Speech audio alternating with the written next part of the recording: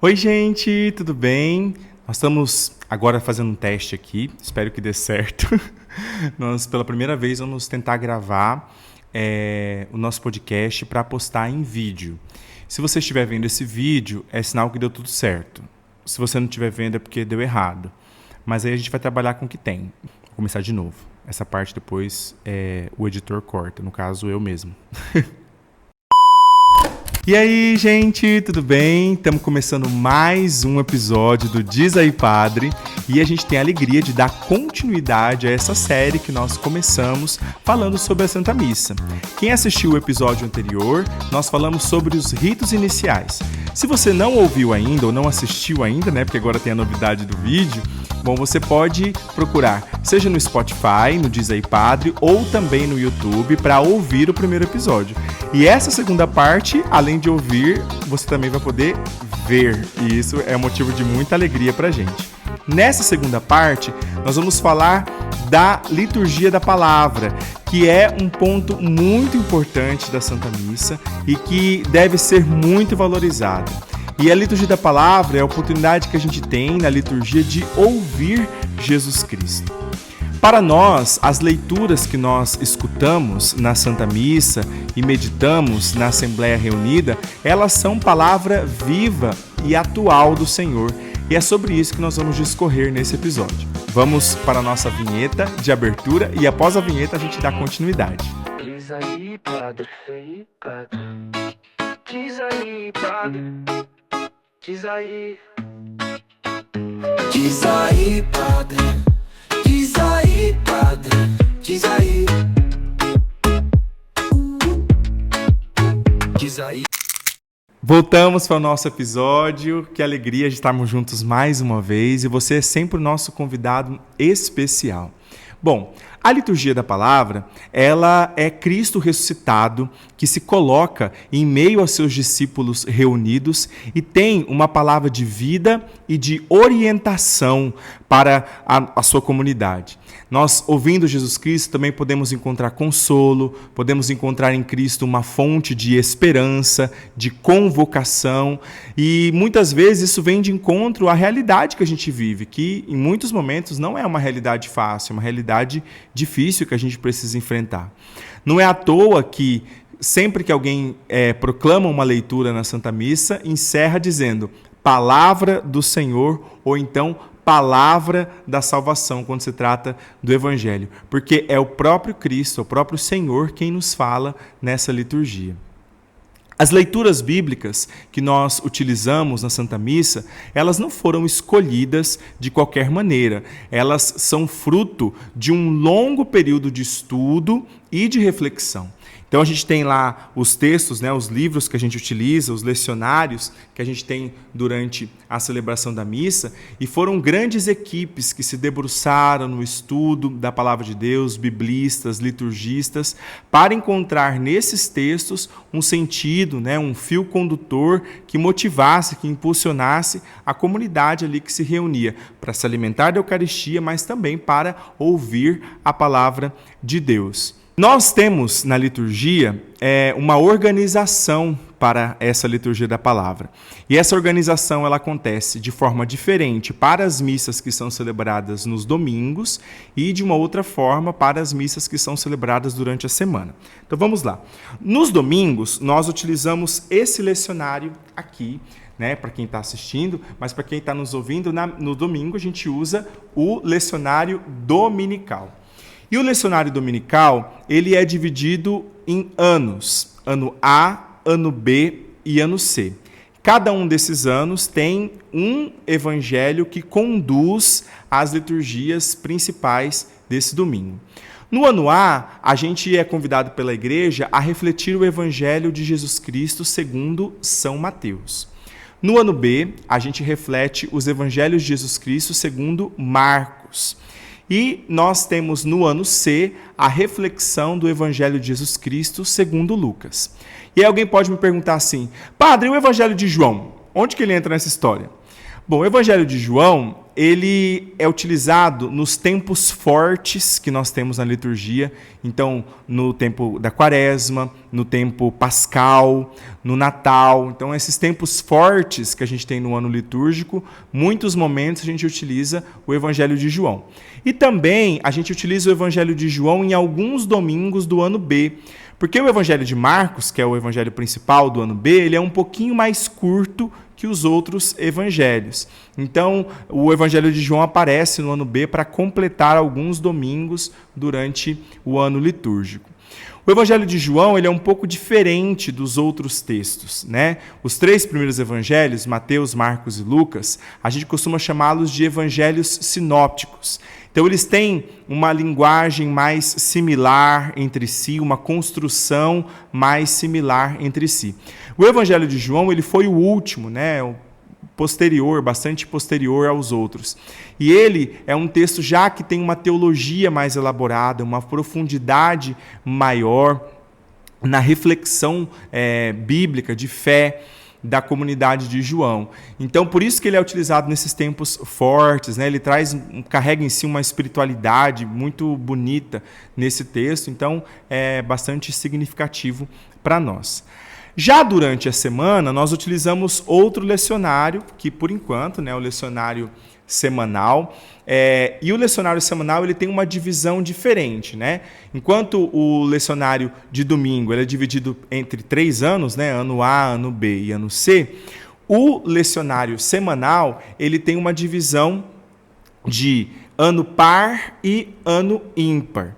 Como que isso acontece?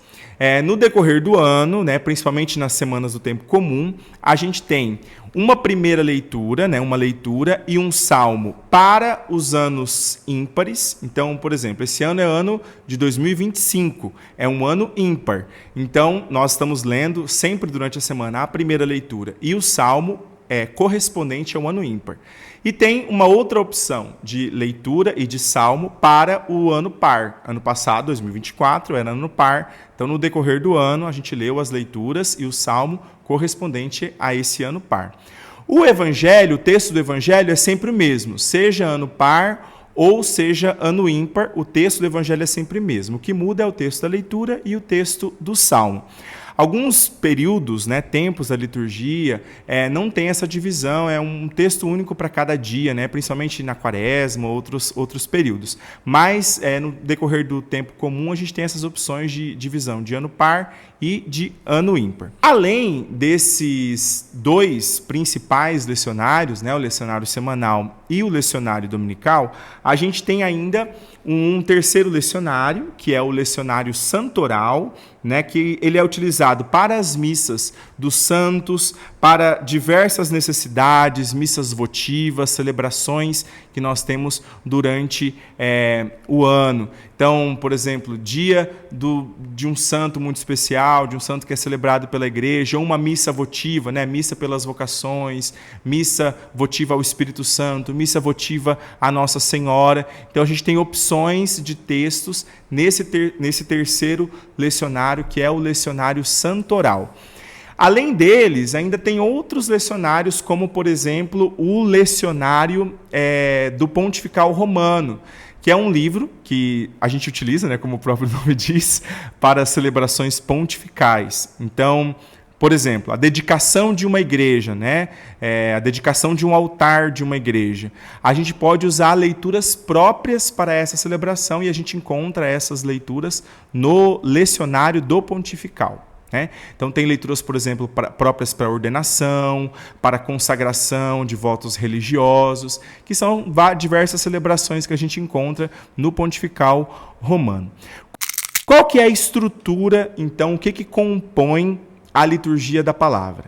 A gente pode, né, é uma opção, não é obrigatório, mas a liturgia da palavra pode começar com um pequeno refrão meditativo, né, um pequeno canto, um refrão, que ajuda a introduzir a comunidade na liturgia, mas isso é totalmente opcional. Algumas comunidades utilizam, outras não. Alguns lugares têm um pequeno comentário no início da liturgia da palavra. Eu não acho uma boa opção esse comentário, Mas, caso esse comentário exista, é interessante que esse comentário seja breve e que esse comentário ele colabore, né, ajude a comunidade a entrar num espírito de escuta. Seja mais um convite a abrir o coração, a prestar atenção na liturgia da palavra. Muitas vezes o comentarista, quando faz essa introdução à liturgia da palavra, ele acaba fazendo quase o papel do sacerdote, né?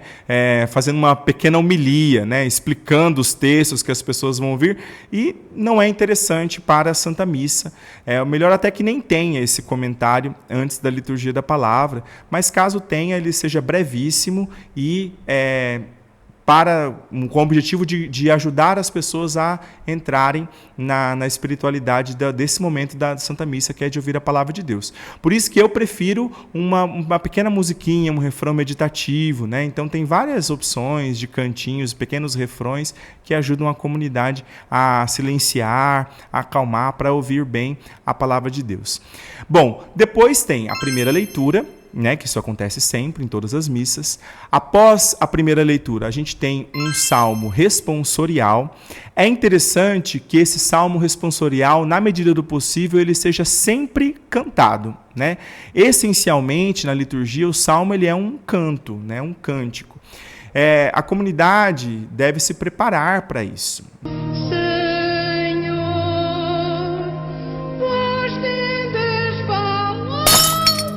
Ensaiar, preparar uma melodia, preferencialmente uma melodia fácil, simples, que ajude a comunidade, né, o povo que está ali reunido, a assembleia, a participar também cantando, né? Alguns grupos de canto acabam escolhendo melodias muito complexas e isso atrapalha, mas vamos falar um pouquinho mais disso depois. Caso não seja possível cantar o salmo todo, poderia cantar-se ao menos o refrão, né? Ao menos a resposta, né? E depois as estrofes do salmo podem ser lidas, né? No caso de necessidade. Depois, quando é domingo ou quando é uma festa, uma solenidade maior, a gente tem também a segunda leitura. Durante a semana, não. A gente tem apenas a leitura e o salmo e já o texto do Evangelho. Após a leitura, a segunda leitura, a gente tem a aclamação ao Evangelho, que é um momento solene, onde a comunidade se prepara para a escuta do Evangelho. O ponto alto, né, a proclamação do Evangelho é o ponto alto da liturgia da palavra, né, que é o anúncio do Evangelho de nosso Senhor Jesus Cristo. Tanto que, geralmente, essa proclamação do Evangelho ela é feita de forma mais solene, né, com velas, tochas, né? Os coroinhas vêm com as tochas, com as velas ao lado da mesa da palavra. Em celebrações mais solenes, o diácono ou o sacerdote que faz a leitura do Evangelho utiliza o incenso para incensar o evangeliário ou o próprio lecionário. Geralmente se faz uma procissão com o evangeliário saindo do altar até a mesa da palavra. Então essa proclamação do Evangelho é o ponto alto da liturgia da palavra e deve ser valorizada da melhor forma possível. Após a proclamação do Evangelho, a gente tem a homilia, que é proferida pelo sacerdote. Então a homilia é uma oportunidade que o sacerdote tem, né, de refletir junto com a comunidade, né? A palavra homilia, ela tem a ver com uma conversa, com um diálogo familiar. Antigamente as pessoas falavam o sermão, né? O sermão do padre. Talvez esse termo entre um pouco em desuso, né? Porque não é uma bronca que o sacerdote está dando no povo. Apesar de que tem dias, né, que a liturgia da palavra pega a gente assim, joga lá em cima e cai de volta, né? Esse domingo mesmo que passou, Jesus Cristo vira assim carinhosamente para a gente e diz: amem os vossos inimigos, rezem por quem te odeia, né? Seja bondoso, bendiga aqueles que te perseguem, né? Então Jesus Cristo, ele chama bastante a nossa atenção. A liturgia da palavra também serve para isso.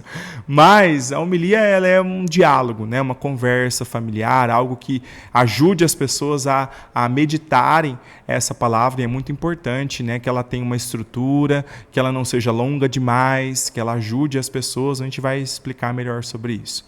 Bom, após a homilia, é interessante que se tenha um breve momento de silêncio, né, na medida do possível, não imediatamente já de sequência, mas que tenha um tempinho de silêncio, até para as pessoas poderem absorver um pouquinho, sentirem a ressonância, né, a palavra ressoando dentro dos seus ouvidos, do seu coração.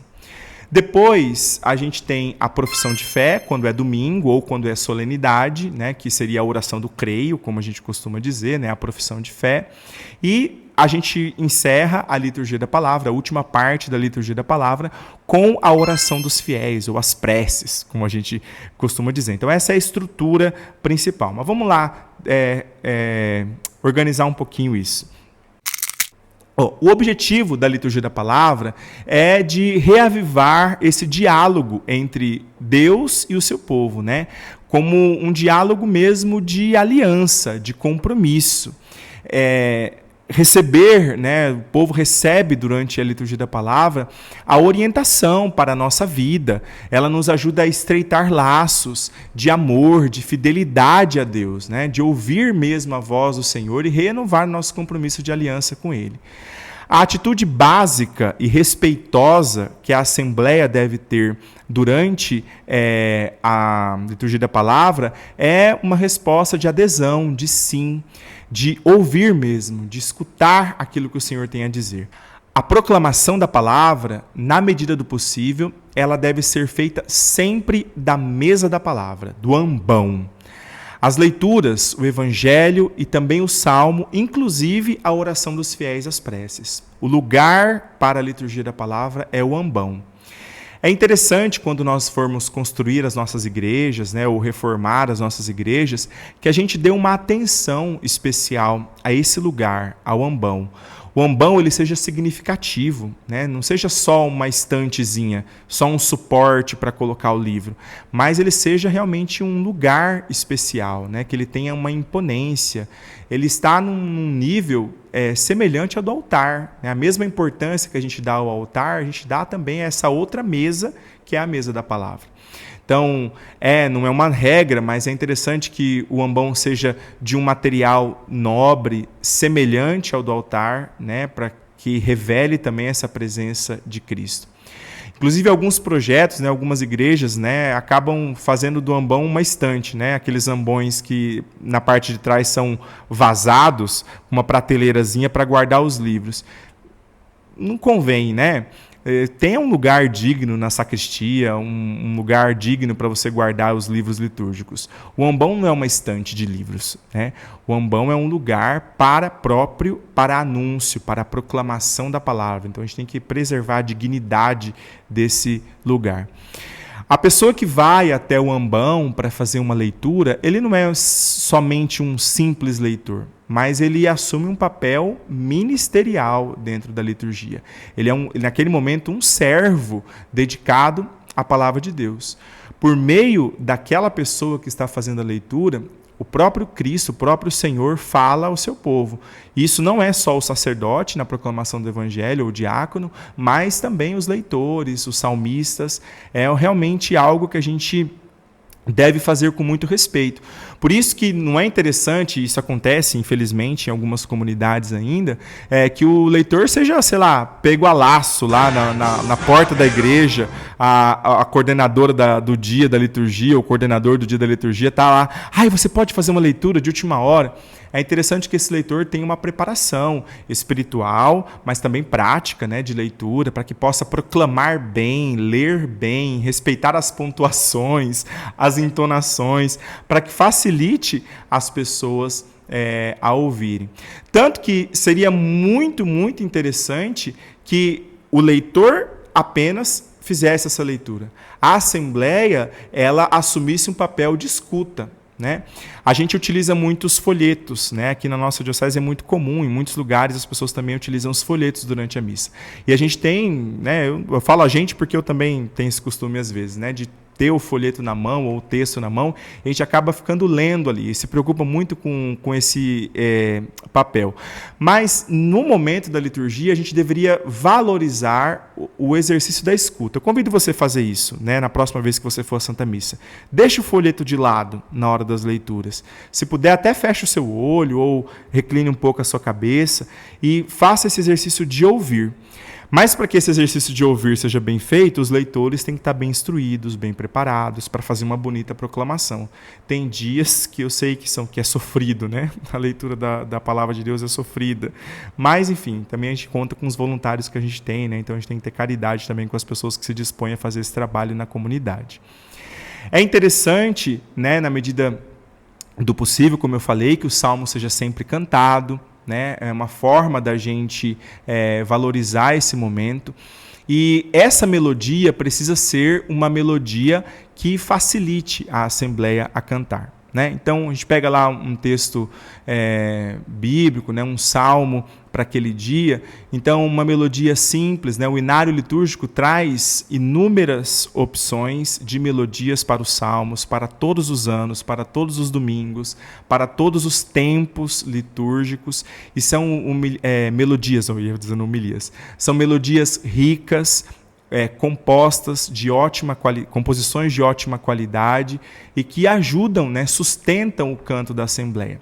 Muitas vezes, né, principalmente em alguns movimentos da igreja, as pessoas acabam confundindo um pouco essa função, né? E, claro, tem músicos que têm uma técnica vocal muito elevada ou também de instrumentos, né, para tocar de forma muito elaborada, e é bonito, né? Cria uma melodia grande, né, cheia de voltas, subidas, descidas. Esmerilha o hino não, canta o hino normal como ele é, tá certo? Esmerilha Os níveis, mas a gente vê que quando isso acontece, se a gente for sincero, a Assembleia não consegue acompanhar, não consegue cantar junto. E aí perde o sentido de corpo comunitário, de corpo místico que a liturgia tem, né?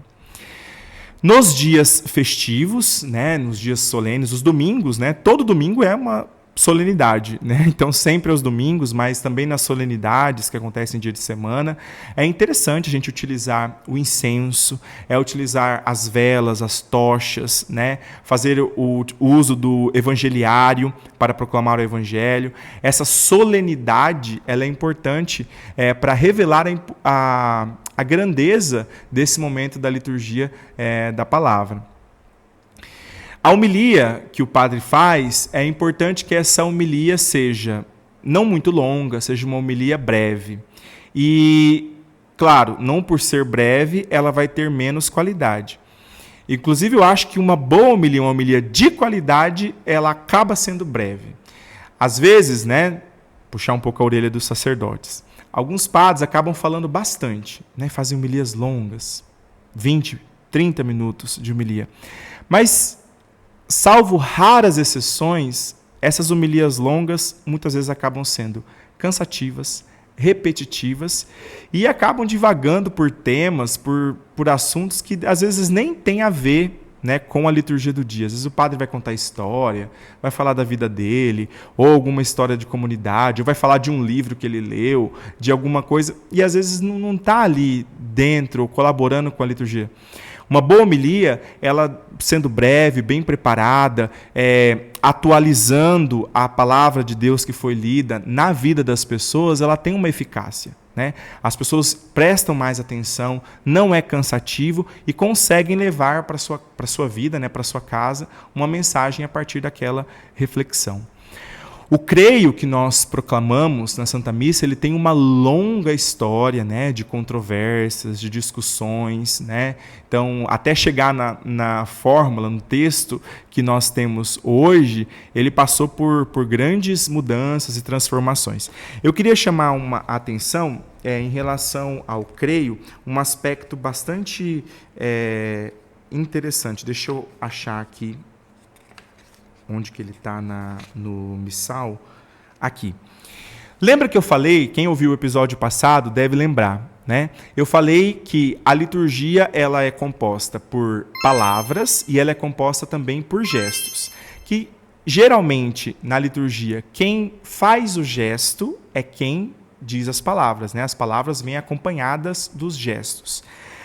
Tem um gesto que é próprio para esse momento da oração do creio e que a gente não realiza muito, né? Eu falei disso no primeiro episódio, quando eu falava do ato penitencial, né? Que a gente diz, minha culpa, minha tão grande culpa, que a gente bate no peito. esse é mais conhecido, a gente já incorporou bem a nossa prática.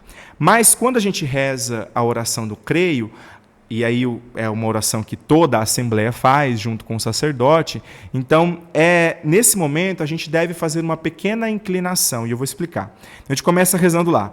Creio em Deus Pai Todo-Poderoso, Criador do céu e da terra, e em Jesus Cristo, seu único Filho, nosso Senhor.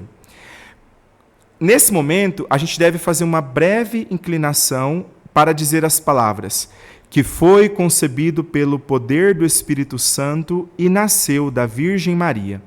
Nesse momento, para dizer essa frase, que foi concebido pelo poder do Espírito Santo e nasceu da Virgem Maria, a gente deve dizer essas palavras fazendo uma pequena inclinação, uma simples inclinação. Depois a gente volta o corpo à posição normal e continua a oração do creio. Padeceu sob Pôncio Pilatos, foi crucificado, morto e sepultado.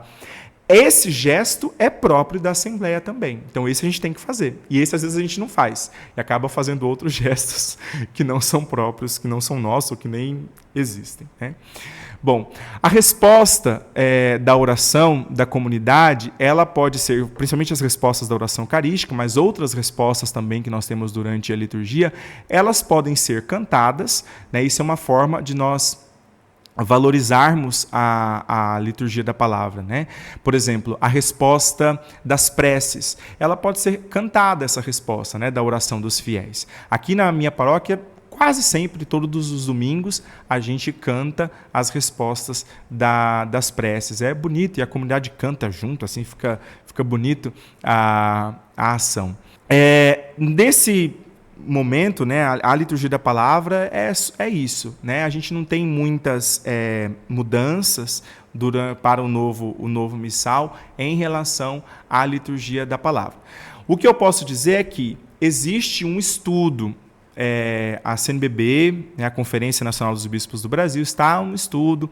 Provavelmente, da mesma forma que o missal foi reformulado, existe um processo de reformulação dos lecionários. Então, eu acredito que em breve, daqui a um tempo, a gente deve ter novidades em relação ao lecionário. Ele está sendo revisado, reestruturado, então devem ter mudanças. Mas, por enquanto, as coisas continuam da forma como eu disse. Uma outra novidade também que foi para o Brasil, eu não tenho aqui ainda para mostrar para vocês, porque eu ainda não adquiri, Foi lançado recentemente.